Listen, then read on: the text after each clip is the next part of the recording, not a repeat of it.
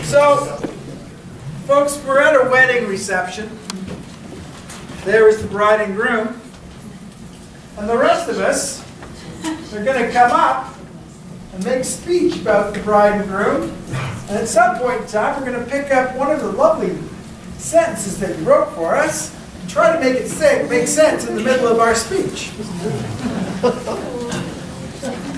I hope you wrote some good stuff, or we're going to be in big trouble. All right. Oh, I need a name for the couple. Can you give me a name for the couple? George and Helen. George and Helen. All right. So we take you to the wedding of George and Helen. Now we're going to come up with just, when you've got an inspiration, come up with the name for your Hello there! I'm Helen's mother! To open, I thought I'd give you something I used to tell Helen a long time ago. I used to tell her all the time, the coffee isn't hot today. And you know what? It's not hot now. You could have done better, sweetheart. But I'm so proud of you.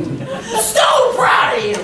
You know, when you first came out of my womb, I thought, this girl's gonna do really good things. And then, here you are. Very good, but you're close. I'm sorry. I have one more thing to say. All right, one more just thing one. to say. You know, and for you, the husband to be, I have one thing to say to you. I am an Olympic champion. So you watch out, brother.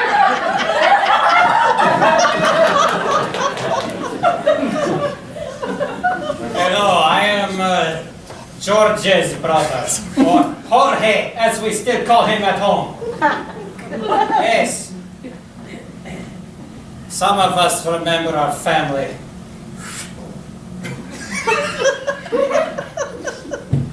George, as he insists on being called. When we met this Helen,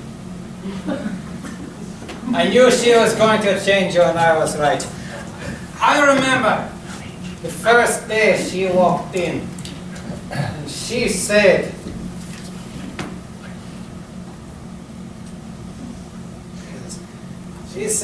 it was a hot day in the middle of desert, but the octopuses had surrounded them.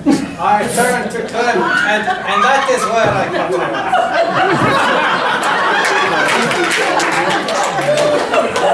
Because I knew all I needed to know of her from that ridiculous opening story. May you find happiness together, somehow. As the father of the bride, I just want to say my apologies, daughter, because your mother's just having one of her spells. She means well, but she's loud and obnoxious and Thanks, dear. yeah, she's being looked after right now. So, sweetheart, George, sweetheart, I just want to say one thing. The snow is falling gently from the sky. I wax poetic. And I hope from the bottom of my heart that you can get through your life with as little pain as possible, even though you're marrying George.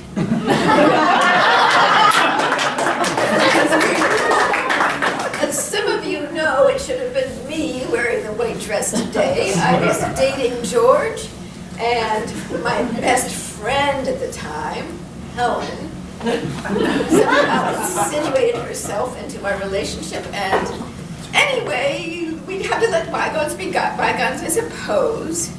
So I will propose a toast to the bride and groom and give them a piece of advice.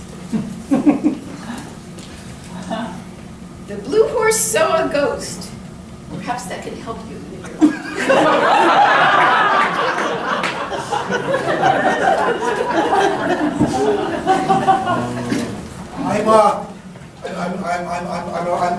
I'm a really happy person for Helen because she's my mom. And when she was married to about 3 other guys, they didn't last too long. So I'm hoping that when you're together, there might be some more kids, and I'll have someone to talk to instead of just staying home by myself. And the first thing that comes to mind when I heard that you were getting married was sleeping with wires sticking out of my head. So, good luck.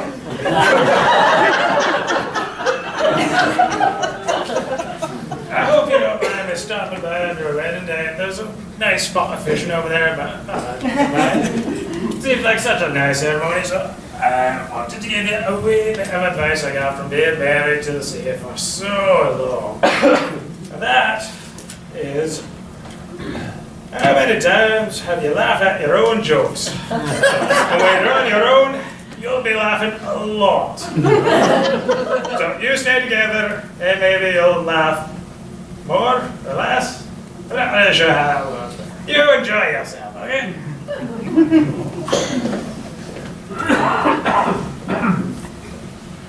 Hello, folks. The reception has been beautiful up to this point. I just have to come clean about something. I'm not entirely sure who I am. So I know why I'm here. My hope is to fill in some of the blanks and figure out who I am. I woke up this morning and I saw the invitation to this lovely event on my fridge. But I couldn't remember who I was when I woke up, and I'm not sure if that had something to do with all the recycling bins in my apartment or the plastic recycling bag that was on my pillow that I think I might have passed out face down on for a little while, and the lack of oxygen I think has given me amnesia. So in the hopes of figuring out who I actually am, I took the wedding invitation and I came here. And if it, I've been slowly piecing some things together, and thanks to the text that Helen sent me just a little bit before the event, it made me think that maybe we had some history or something, and that text message said, "To love life for a day, have a drink. To love life for a week, get married. To love life forever, plant a garden." I don't know what that means. But maybe we can connect after the honeymoon and you can help me know who I am. Thank you.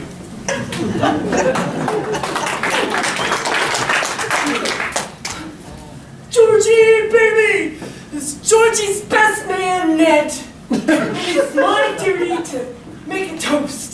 First of all, dinky, dinky, dinky, dinky, dinky. Let's have the happy couple kiss. Dinky, dinky, dinky.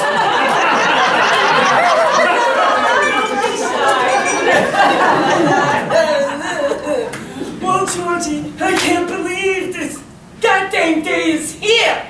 Who knew that one of us would meet such a beautiful, decent, awesome girl? And who knew she'd pick you?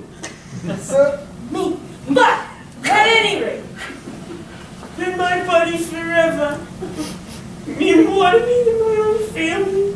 We've been through thick and thin and thinner and even thinner and then a little thicker and then finally here. And I just want you to know that I'm always gonna love you. It's just like the lyrics to our favorite song. The doctor said a colonoscopy is necessary!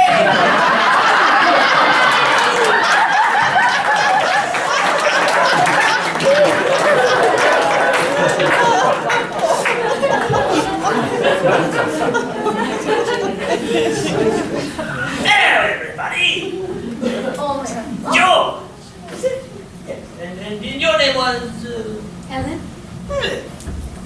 I just wanted to come up here to say I could really go for a chocolate ice cream right about now. Are we at the reception yet? No, okay.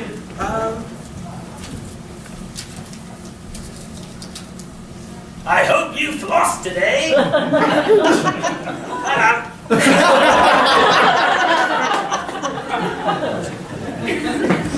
This is a little disappointing, Helen. I know you like to marry multiple men. Might have been good if we'd gotten divorced before you decided to marry George. That being said, as long as I don't have to pay alimony, I'll be okay with it. Your mother whispered to me as I was coming up here, she wanted me to give you this piece of advice. Remember, these are the good old days. And you know what, dear? You're getting pretty old now. Good luck, George. Finally, we will hear from the lovely couple.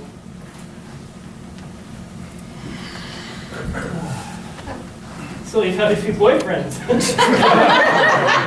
Oh, George, hasn't everybody? Oh, but the important thing is that it's just a signature.